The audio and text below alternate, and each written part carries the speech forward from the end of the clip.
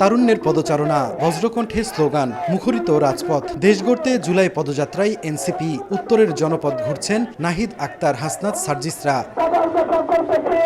রোববার দুপুরে চাঁপাইনবাবগঞ্জের শান্তির মোড় এলাকা থেকে রাজশাহী অভিমুখে রওনা দেন এনসিপি নেতারা। এ সময় এক পথসভায় জুলাই ঘোষণাপত্র ও মৌলিক সংস্কার আটকানোর চেষ্টা হলে প্রতিরোধ গড়ে তোলার হুঁশিয়ারি দেন সদস্য সচিব আক্তার হোসেন। আর আহ্বায়ক নাহিদ ইসলাম বলেন, মৌলিক সংস্কার ও জুলাই হত্যাযজ্ঞের বিচারের পক্ষে বাংলাদেশ।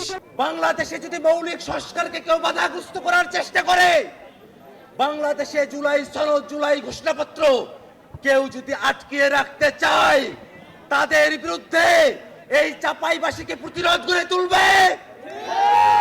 গণ অভ্যুত্থানের পরে আমরা রাষ্ট্রের মৌলিক সংস্কার চেয়েছি। গণ অভ্যুত্থানের পরে আমরা গণহত্যাকারীদের বিচার চেয়েছি। আমরা জুলাই ঘোষণাপত্র এবং জুলাই সনদ চেয়েছি। প্রিয় চাঁপাইবাসী, আমরা জানি এই সব আপনাদের মনের দাবি।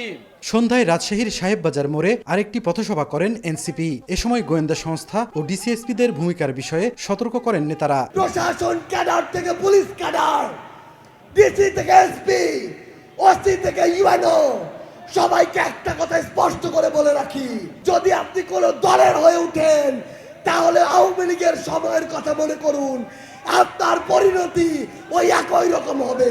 যদি হাসিনার পতন